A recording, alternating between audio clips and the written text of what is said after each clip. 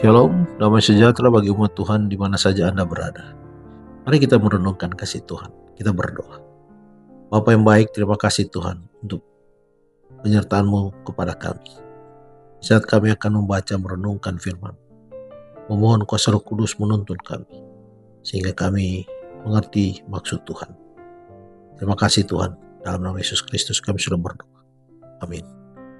Judul renungan malam ini, baik atau. Ayat renungan diambil dari kitab Matius pasal 12 ayat 30. Firman Tuhan berbunyi, siapa tidak bersama aku, ia melawan aku.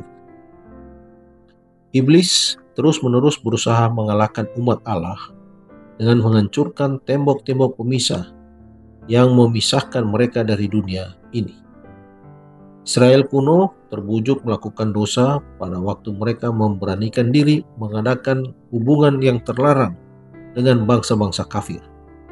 Dengan cara yang sama juga, orang-orang Israel modern disesatkan. Orang-orang yang tidak percaya, yang pikirannya dibutakan oleh ilah zaman ini, sehingga mereka tidak melihat adanya cahaya Injil tentang kemuliaan Kristus, yang adalah gambaran Allah.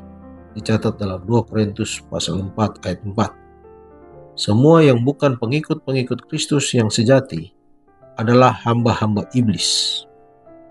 Dalam hati yang tidak dibaharui terdapat kasih terhadap dosa dan kecenderungan untuk membela dosa itu dan memaafkannya. Dalam hati yang sudah dibaharui ada kebencian terhadap dosa dan tekad untuk melawan dosa itu. Bila mana orang Kristen memilih bergaul dengan orang-orang fasik dan orang-orang tidak percaya, mereka membukakan dirinya kepada pencobaan. Iblis menyembunyikan dirinya dari pandangan mereka dan dengan diam-diam menutupi mata mereka dengan tipuan. Mereka tidak bisa melihat bahwa pergaulan seperti itu bisa mendatangkan bahaya. Dan sementara semua waktu digunakan untuk berbaur dengan dunia ini di dalam tabiat, perkataan, dan tindakan atau perbuatan, maka mereka menjadi semakin dibutakan. Persesuaian kepada kebiasaan-kebiasaan dunia membuat gereja bertobat kepada dunia dan tidak akan pernah mempertobatkan dunia kepada Kristus. Keakraban dengan dosa pasti menyebabkan dosa itu tampak kurang menjijikan. Ia yang memiliki bergaul dengan hamba-hamba iblis akan segera kehilangan rasa takut kepada tuannya.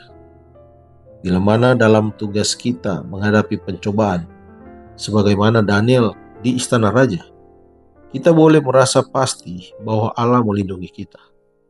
Tetapi jikalau kita menempatkan diri di bawah penggodaan, lambat atau cepat kita akan jatuh. Penggoda itu sering bekerja dengan sangat berhasil melalui orang yang paling sedikit kita curigai dan berada di bawah pengendalian iblis.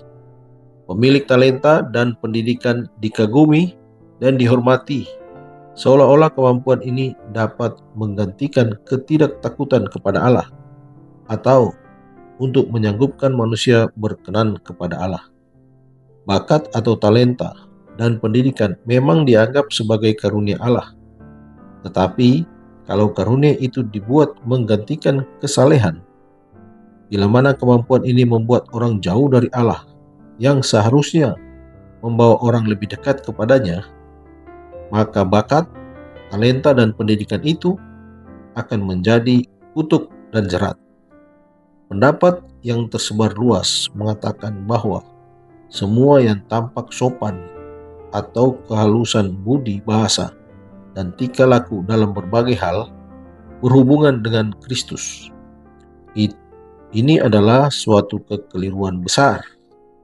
Sifat-sifat ini memang haruslah menjadi tabiat orang Kristen, karena akan mendatangkan pengaruh yang kuat bagi agama yang besar.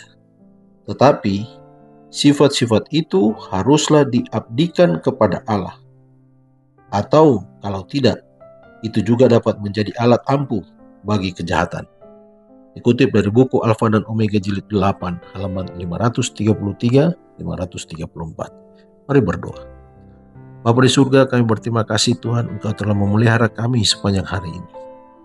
Terima kasih Engkau sudah menjaga kami memberikan kekuatan bagi kami ketika kami menghadapi berbagai masalah, berbagai pencobaan, sehingga kami boleh menghadapi semuanya itu oleh karena Kristus. Biarlah kehidupan kami ini selalu memilih yang baik, yang benar, sesuai dengan kehendak Tuhan. Dan sanggupkan kami Tuhan, dengan talenta yang kami miliki, dengan pendidikan, dengan bakat yang ada kepada kami, untuk kami lakukan bagi kemuliaan nama Tuhan saja. Terima kasih Tuhan, karena Engkau selalu menjadi pengingat bagi kami ketika kami mulai jauh dari Tuhan. Terima kasih Tuhan, menyertai istirahat malam kami. Dalam nama Yesus Kristus kami sudah berdoa. Amin. Selamat malam, selamat beristirahat. Tuhan Yesus memberkati.